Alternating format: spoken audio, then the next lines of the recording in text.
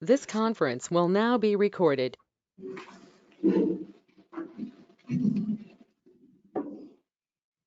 Just in time.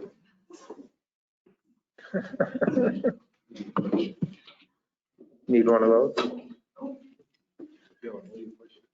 You just tap this guy right here. Maybe I'll hold it for one more second.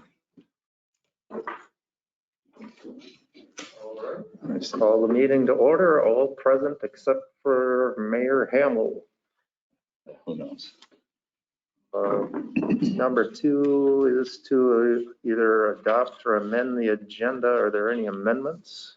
No. Motion to approve the agenda as written. Prince. All right, all in favor, say aye. Aye. Opposed, abstain, carries 600.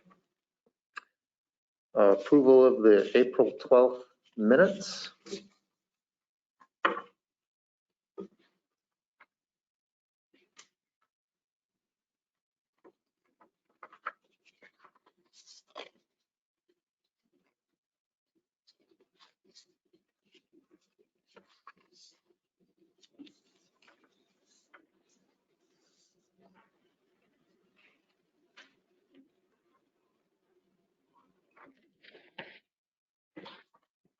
I'd make a motion to approve the minutes as written. Is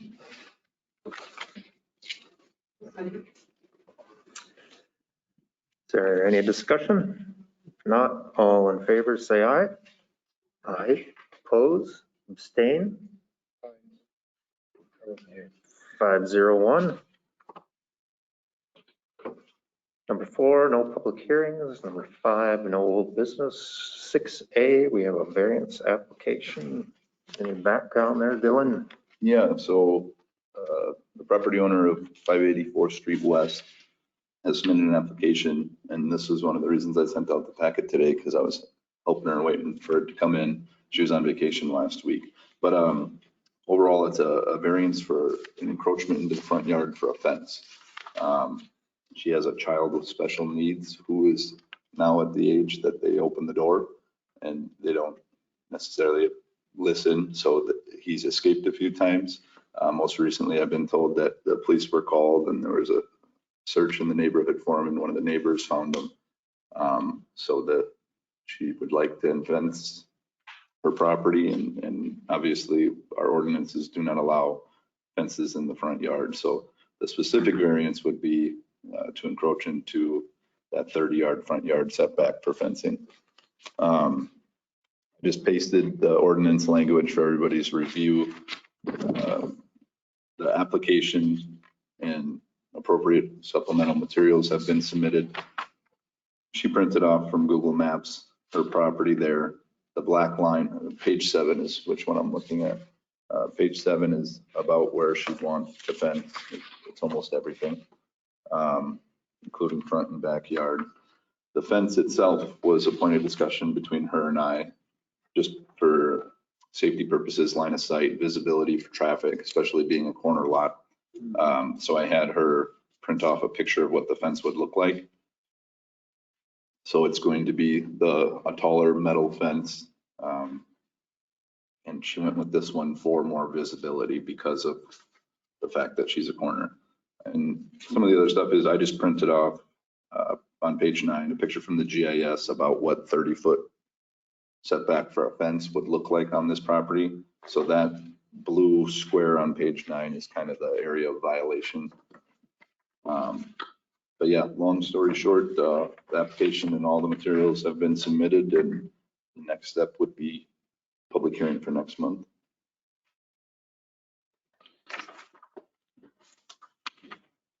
Go into the front yard, is gonna curve around the side too. Correct. Yep. It's gonna basically be the whole yard. It's hard to see her permanent marker on the drawing. I'm looking at page 7. This is what she drew up for me. So it's gonna go back to the driveway, connect with the detached garage, go up the side yards and into the front. This picture you got on page 10 of that greenhouse, is that the neighbor? What we're looking at there? I believe that's her house. She printed off pictures of her house to What's it see. look different? Her reasoning Oh, was she okay. printed off pages of her house, so if you wanted to cross-reference it with, imagine the fence, she printed off from Home Depot just here instead of, Yeah. the stock photo. Yeah. So I just added those few in. Huh? I might be, I didn't know.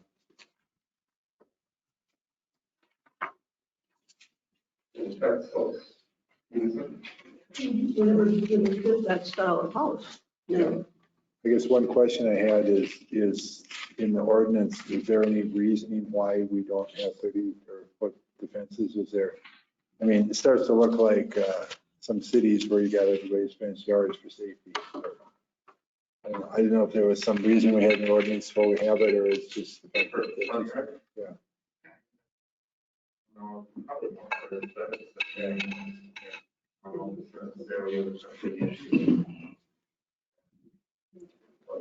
That would concern me, but yeah. It can't just be on the side and backward. It has to be square. I can't tell by the picture, but everything is covered. Well, the whole thing. Yeah,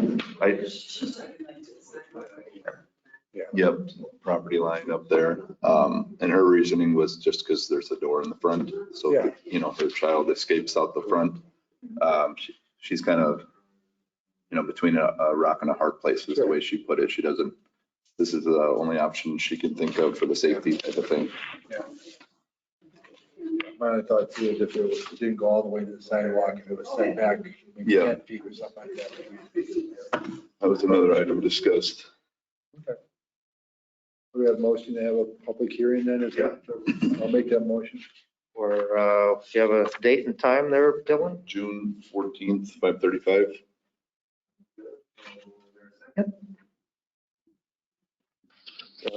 Bullseye seconds. Any further discussion? Would it be, that they would have to use this cell fence? I think that would be a part of it so that it's a more of a pleasing fence instead of a, That cell fence would be the house. Do any damage, I wouldn't think, to the neighborhood. yes. Any other discussion? Not all in favor? Say aye. Opposed? Abstained? Carries 600 for a public hearing at the next meeting. Then 6B, what do you have for metal roofing?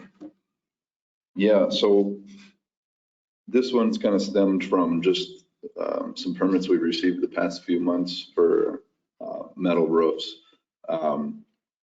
And I went and did some digging and I found an article, so I just copy and pasted the first few sentences here. But essentially 1 in 6 people do have metal roofs nowadays. And the things that I've learned is, even just a few years ago, you'd weigh the cost of shingled roof compared to metal roof. And shingles was always cheaper, but with the price of everything now, metal sometimes seems to fit the bill more. But digging into our ordinances, metal roofs are allowed for a principal structure. We don't really have too many ordinances around how people to build their homes outside of setbacks and zoning on their parcel. But for accessory structures, it's expressly not allowed.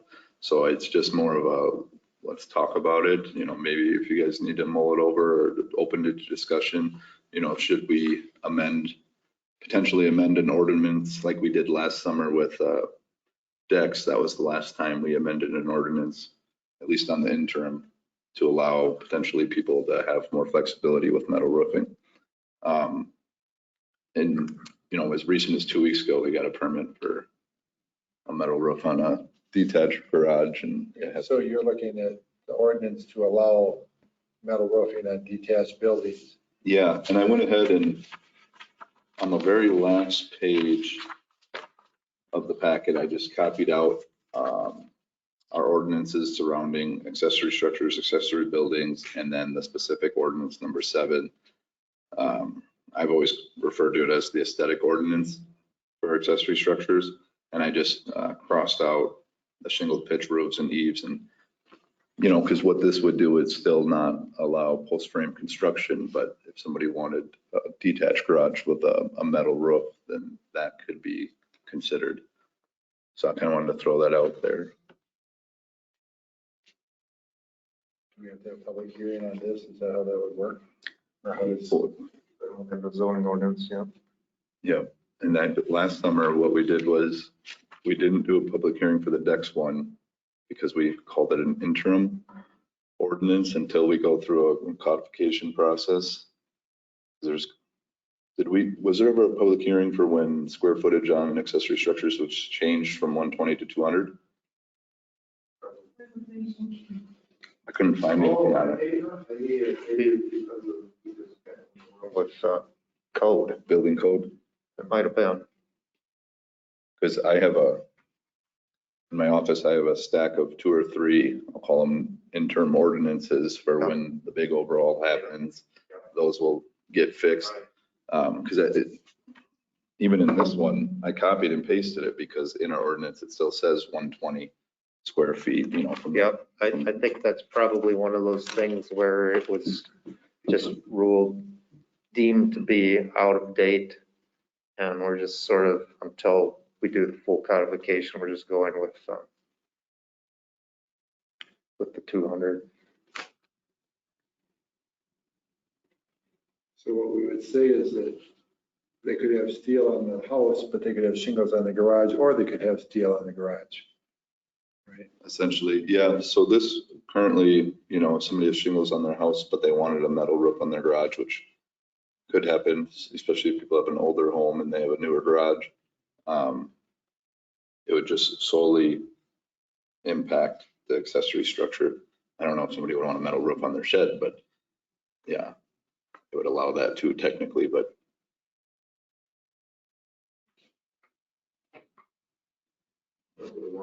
Matching, is that what you're getting at? Right, as I say, it could be either or. So it should be one or the, Matching, or it could be either steel and shingles or steel and shingles.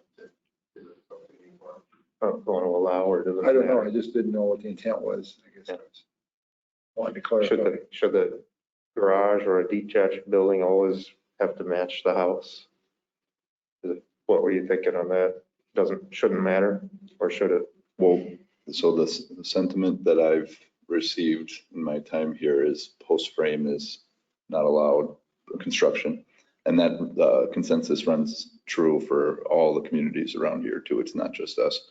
But metal roofing, I have less of a problem with, let's say.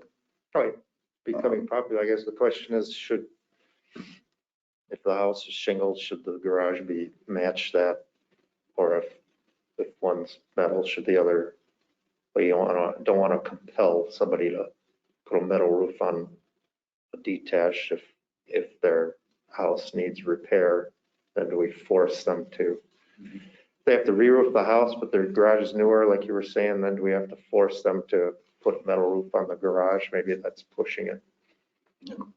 That'd be harder. I guess one of my angles too is with especially aesthetic ordinances is to offer more flexibility because they're already hard to enforce, you know, for my department speaking and the building official inspecting them. You know, I've kind of always thought, even before my time here, aesthetic things should go down to covenants of an association or a subdivision more so than a city enforces. I mean, unless we're Cape Cod, Massachusetts, where we all want gray and blue, and I like that look when you go visit them, but you know, I don't get it out of the governing body's hands for all these gray areas, let's call it. I still like the idea that most of the time, we always know of some exceptions, but most of the time, the person who comes in with a building permit is willing to maybe listen to ideas with somebody in your position, and you can guide them towards, oh, how about think about this so it looks a little bit better, even though it's very subjective. Yeah. But when push comes to shove, yeah, how do you enforce something like that in front of a judge? Probably can't. But anyway, I don't know if there's, I can't imagine that there's too much of a problem if one, the main structure has one type of roof and the accessory structure has another type, but I could be wrong. And I think maybe the reasons for some of the, I don't know if there's anybody around town with metal one and shingled the other, but roofs don't usually have the same shelf life too, you know, especially if a detached is built X amount of time later. So that's also would be hard to enforce.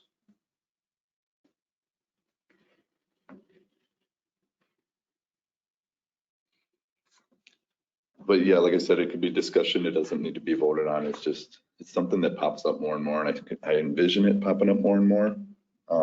Like I said, with the cost of everything and prices going up, maybe more people are going to be switching to metal. And we do not allow that for certain buildings currently, When you say certain buildings, accessory structures okay. or sheds, yeah, sheds, garages, detached garages. I know somebody's gonna put up some crappy rusty metal and get away with it, but I don't know what the heck. I don't see why we should be bothering the police. It's my opinion.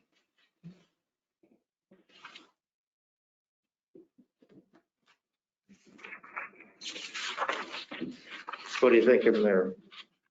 If we're just looking for a settlement, or do you want to charge ahead with amending the ordinance now, or put it in your interim file and wait for a full codification?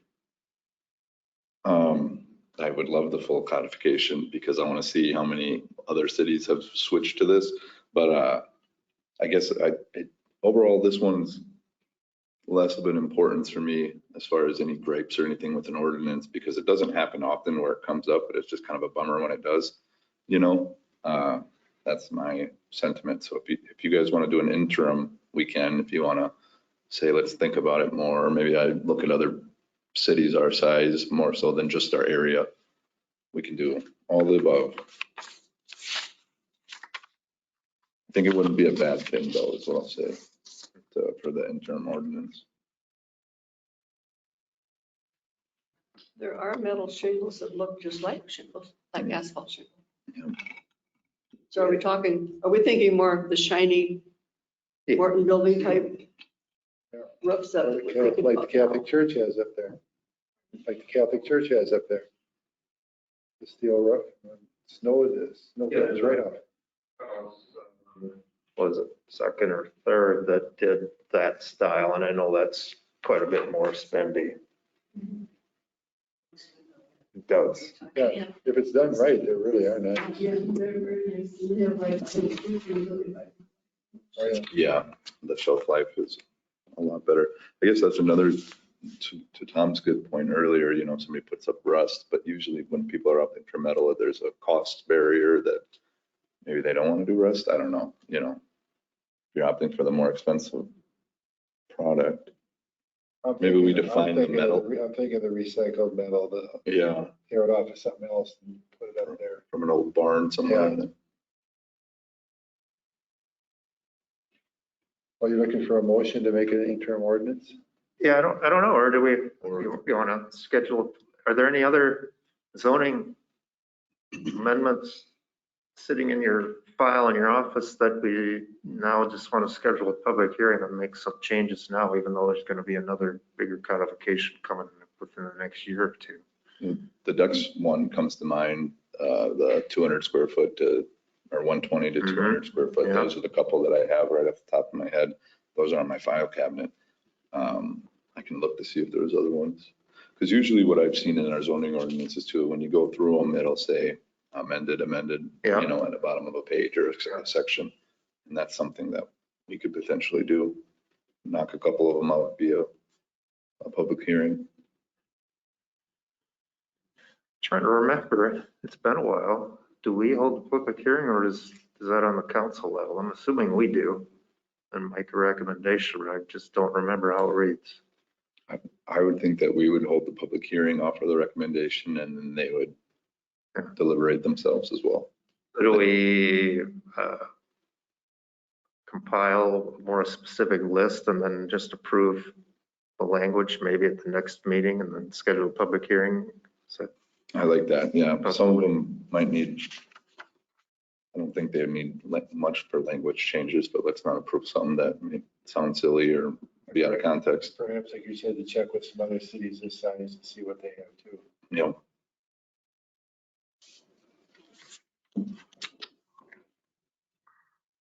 Anyway, are we leaning that direction to go with this proposed change? It's kind of more in June, have a hearing in July, is kind of how you go. Maybe, yeah. Yeah. I'll be going in June again. You could, if there was some proposed language, you could at least give a thumbs up or down through email or something. Okay. All right, so I guess no action and we'll revisit it next meeting. All right. And then it's enough for 6B and then on to 7A. yeah, so originally I had this broken down into a few different reports, but I just put them together and called it development applications. The story goes that I thought this meeting was going to be quite busy. I've given out 5 minor subdivisions in the past week, applications, that is, applications for people to submit minor subdivisions, 2 annexation applications. Obviously, there's the variance that did come in. So there was a lot going on. We could have had 5 public hearings next month, but people's packets are incomplete. Not everybody can get a surveyor lined up for especially minor subdivisions and stuff, but just wanted to send that update out because I know this is a lighter agenda too, but I was prepping for a long one, let's say. And then that's one of the reasons why I waited so long to send out the packet, just because I was, geez, I don't want to lose them all. But yeah, some fun stuff coming up. And I think that's just a reflection of, we're entering the building season and it's warm, nice outside. So Just to clarify, when you say minor subdivisions, you're talking like splitting a lot or just in the lines or something, right? 4 of the 5 would be splitting, 1 would be consolidation.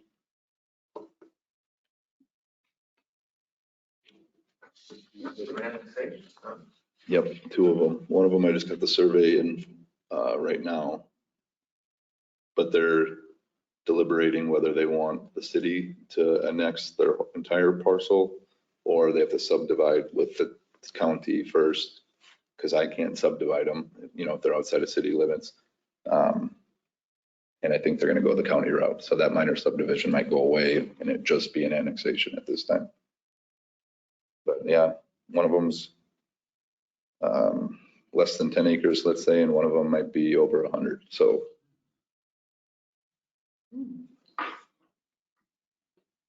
Just as interest rates are rising. yeah, Well, they're still building houses. yeah. Okay. That's it for me. Everybody enjoy the nice weather. Right. I'll adjourn the meeting unless anybody's got anything. Okay, meeting adjourned. I down to Iowa last week on a flowers run. I couldn't believe all the houses being